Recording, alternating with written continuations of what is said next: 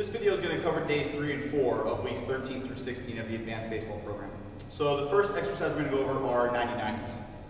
To perform 90-90s, what we're going to do is get down in the 90-90 position, which basically means your front leg is going to be 90 degrees, back leg 90 degrees.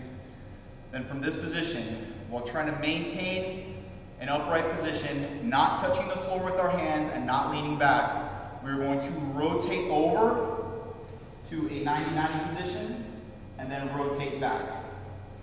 Now, to increase the difficulty of this exercise, you can keep your hands out to the side and you can move your heels in close to your body, and that will increase the difficulty significantly. The next exercise we're going to go over is split stance trap bar deadlifts. Now, to perform this exercise, we're going to set up a trap bar just like we normally would, but we're going to have one foot in the bar and one foot out. From this position, we're going to take almost like a sprinter stance. We're going to go down and deadlift the bar up. Down, deadlift up.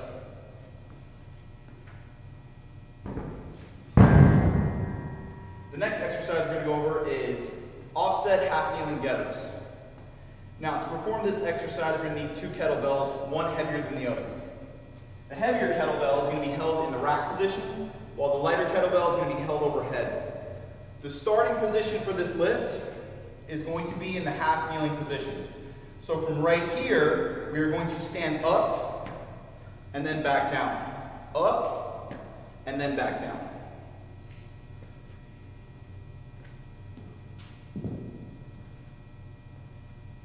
The fourth exercise is going to be adductor iso holds. Your adductors are the muscles on the inside part of your thighs. So to perform this exercise, you can lay a pad down on the floor, and you're basically going to be doing a side plank next to a box with a pad on it, a bench, anything you can get one leg under and one leg over. So from this position here, we're going to put one leg on top, get one leg underneath, lift ourselves up, and then bring the bottom leg up, and basically try to squeeze the bench with both of our legs as hard as we can.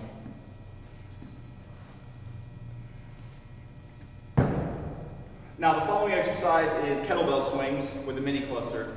So kettlebell swings I'm not going to go over. However, for the mini cluster, you're going to pick an exercise that would make 20, or you're going to pick a weight, excuse me, that would make 20 reps somewhat challenging. And the reason it says kettlebell swings R plus L is because you're going to do your first 10 reps with one hand, rest 10 seconds, and then do 10 reps with the other hand. Rest 10 seconds, back to the initial hand, rest 10 seconds, and you're going to keep alternating back and forth for the requisite time, whether that be 3, 4, or 5 minutes. And then the last exercise for day 3 is going to be supine shoulder flexion with the band on a foam roller.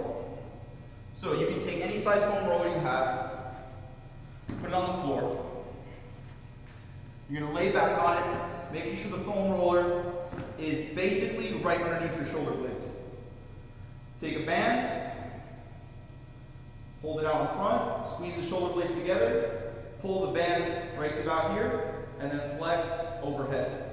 Once again, flex overhead.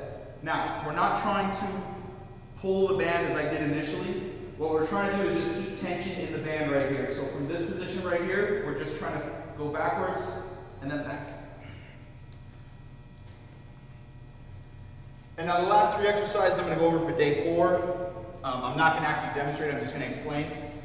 The first exercise is Swiss bar bench iso hold. We're going to set that up exactly the same way we did with the safety squat bar iso hold.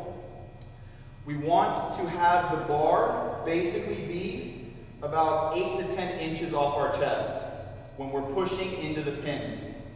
And once again, if you don't have access to a Swiss bar, you can use a regular bar for this exercise. The next exercise is going to be one-arm landmine rows. You can do this by setting up a barbell in the corner of the gym. If you have a landmine available to you, great. The way you're going to do these rows is the leg closest to the landmine is going to go slightly back, again, in that sprinter stance like we did with the split stance trap bar deadlifts. You're going to load the weight up and then grab. It's easier to grab in front of the weight. This variation is easier than this variation. So, that being said, if you're younger, you can grab towards the front. If you're an older guy and a little bit stronger, you can grab back behind the weight. And then the last thing I'm going to go over for day 4 is the standing cars. So cars are controlled articular rotations. So with that, we're going to set up, pretend this is a solid wall right here.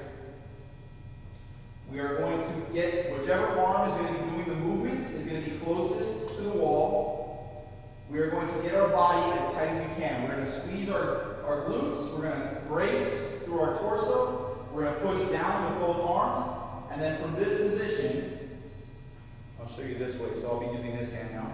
From this position, we're going to go up all the way. We're going to rotate around and then come down without touching the wall and without turning our shoulders. So it's 3 separate movements. It's up, rotate, and then down, back to the start. And again, we're trying to minimize rotation through our shoulders. So here, we brace, we squeeze, we get tight, we go up, rotate, and then back.